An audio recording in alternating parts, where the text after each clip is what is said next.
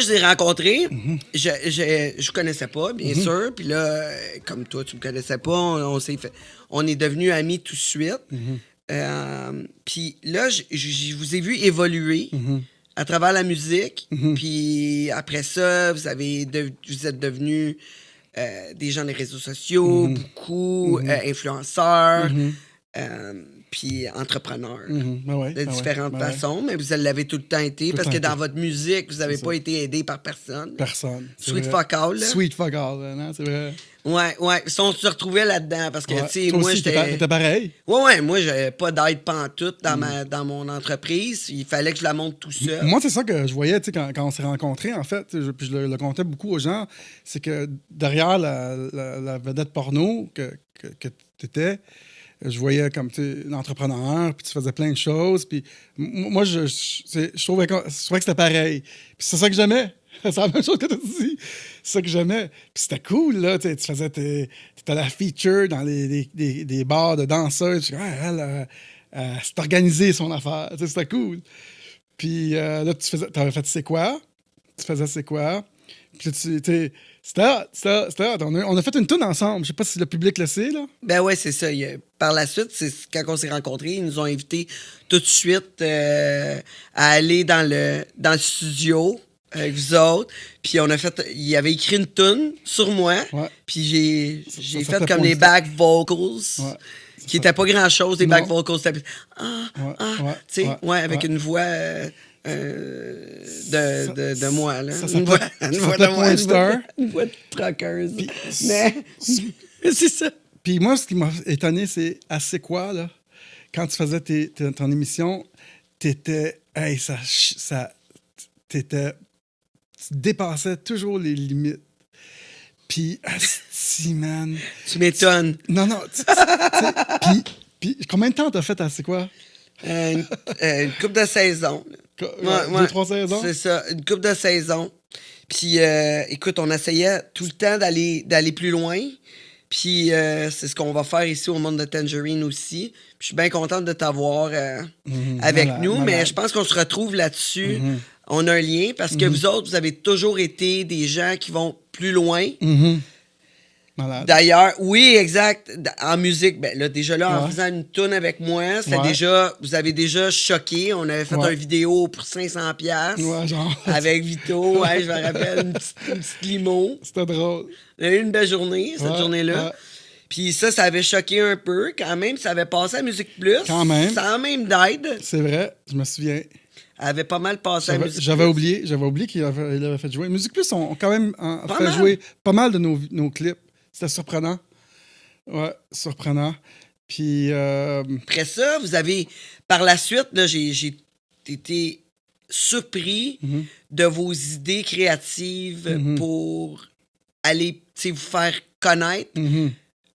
La même façon que moi, j'étais, en choquant, mais de votre façon, vous autres, vous avez fait une bulle. Ouais. Vous avez resté dedans pendant 7 jours pour écrire votre album. Mais explique-moi ça, c'était quoi cette idée-là? Là? Je sais pas qu'est-ce qui nous a passé quelle bulle qu'on a eu dans notre cerveau. Je pense qu'on s'est dit ça serait cool de... Je sais pas si on avait vu ça quelque part, de vivre dans... On a installé une serre de 14 pieds par 14 pieds sur l'esplanade de la Place des Arts, pas loin de la rue Sainte-Catherine. Puis on s'est installé là avec le frigo, sofa, micro-ondes. Puis on a vécu là. C'était incroyable. C'était incroyable parce qu'on a eu tous les médias qui sont venus. Quand tu fais un événement d'une journée, ben les médias ils viennent puis c'est fini, un lancement. Mais là, on avait 7 jours pour qu'ils viennent. Puis ça avait fait beaucoup jaser. C'était vraiment cool. Mais là, le monde vous regardait là, tout le temps? Oui. C'était ce genre d'affaire-là où on s'est dit, nous, on s'en va là faire ça. Il y a eu Flash qui était venu dans le temps, l'émission. Ouais. Plein d'autres émissions qui sont venues. Puis on a écrit, on avait un drum, on enregistrait nos tunes. C'était hot. Ah ouais, t'enregistrais tes tunes? Ouais. On avait le studio. Puis... là, le son ne devait pas être top. Ben non, c'est comme un petit studio. Comme tu es ici, en passant, les studios aujourd'hui, c'est petit, là. C'est un ordi, là. Un studio aujourd'hui avec un bon micro. C'est ben, dans le temps, ça fait quand même longtemps, ça fait au moins 10-15 ans. Mais c'était C'était un bon studio. Puis on a sorti notre tune qui s'appelle Vita Vie. Puis c'était cool. C'était une bonne idée.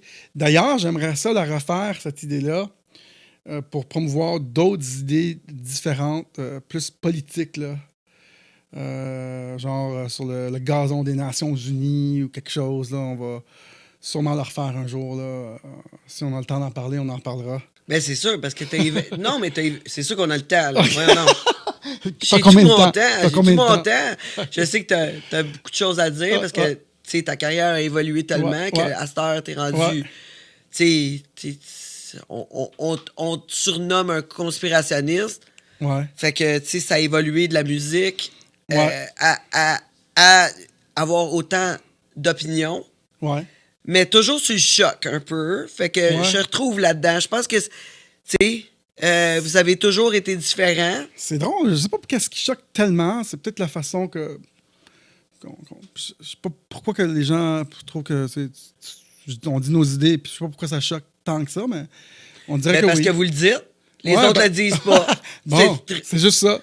Les autres écoutent, puis ils prennent pas le temps de réfléchir. Souvent, c'est ça. Ça veut pas dire que j'adhère à tout ce que tes idéologies, ou toutes les idéologies des autres, des choses que j'ouvre mes pensées, j'écoute. Puis moi, j'adhère à mes pensées à moi. Puis moi, ben, j'ai une grande gueule, fait que je suis pas capable de fermer ma trappe. Parce que j'ai souvent eu cette discussion-là, c'est que le courage, c'est une grosse partie du succès. T'sais. Si tu as le courage de faire quelque chose, tu es bien plus avancé que le gars qui l'a pas fait. Comme ton émission ici. Fait que moi, les gens qui sont courageux, qui vont, même en politique, ceux qui se présentent en politique pour nos droits et libertés de ce temps-ci, moi, je m'abonne. Je leur envoie des dons parce que eux, ils ont le courage d'aller se faire lancer des flèches, puis pas les autres. Les autres, ils regardent. Mais ceux-là qui sont là veulent faire une différence. Même les YouTubers aussi qui parlent, si tu regardes les commentaires, des fois, c'est dénigrant. Des gens qui sont derrière leur bureau, puis écrivent, mais eux qui sont derrière, qui parlent pas devant un micro, ils n'ont pas le même courage. Ils ont le courage de dénigrer un peu, une petite ligne, sous un pseudonyme souvent. Mais le gars qui est là, ben, il a le mérite de le faire, tu sais. Ah, mais c'est chialer sont bons. Non, si tu regardes juste ceux qui chialent, là, écoute.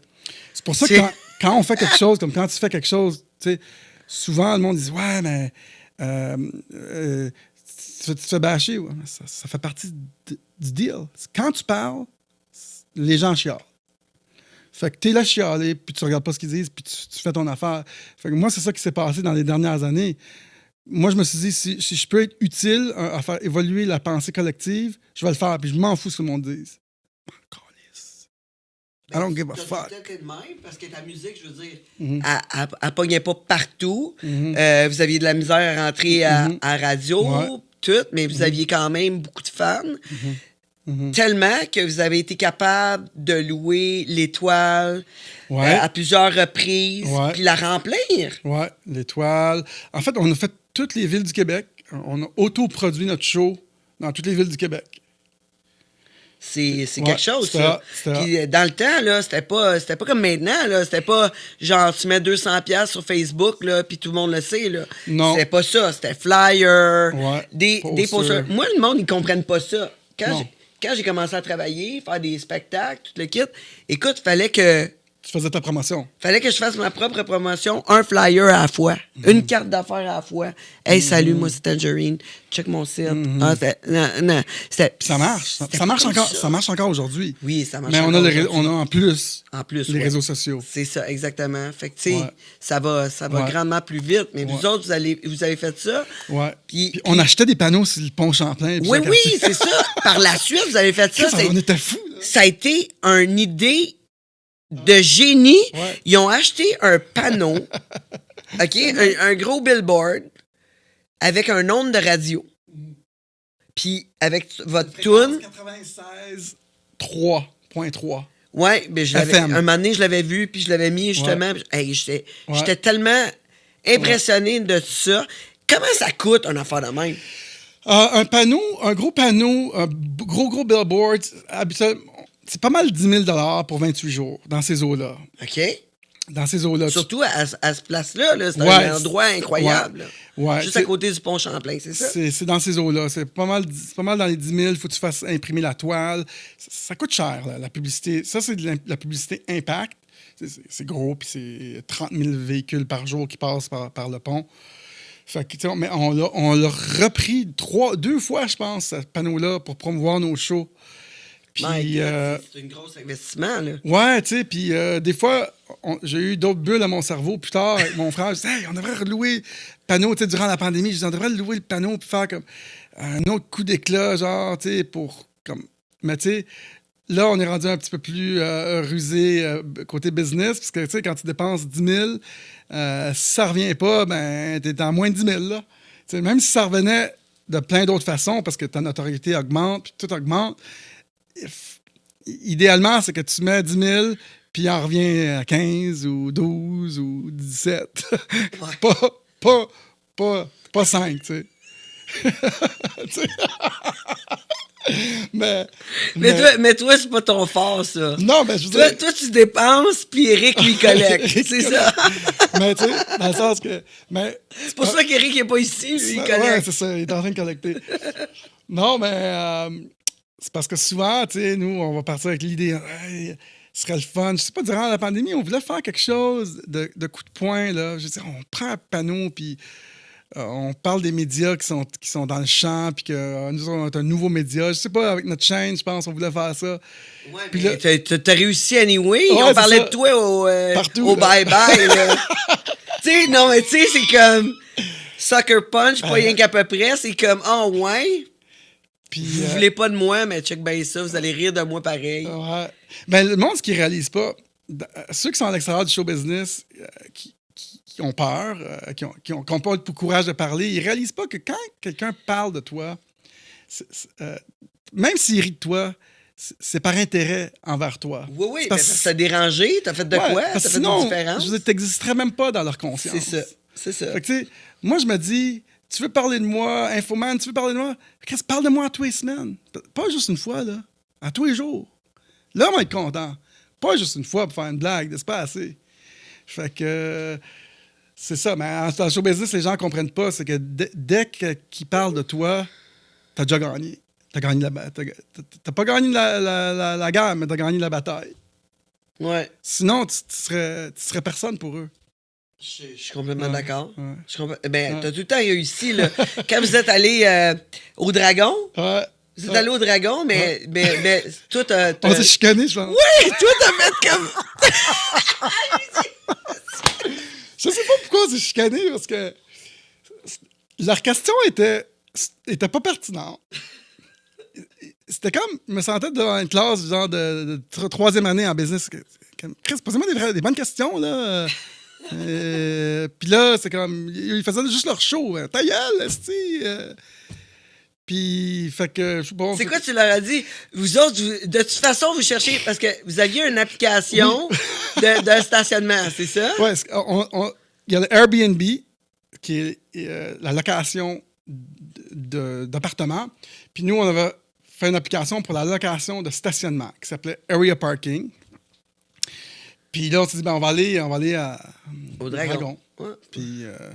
Puis là, on s'est présenté là, puis je sais pas, on aurait dit que c'était pas comme hyper respectueux, mais c'est ça le show. Le show, c'est eux autres qui sont comme, ils se prennent pour des gros financiers, puis à l'arrière-scène, ce qui se passe là-dedans, c'est pas mal juste du show. Hein, parce que moi, je comprends, là.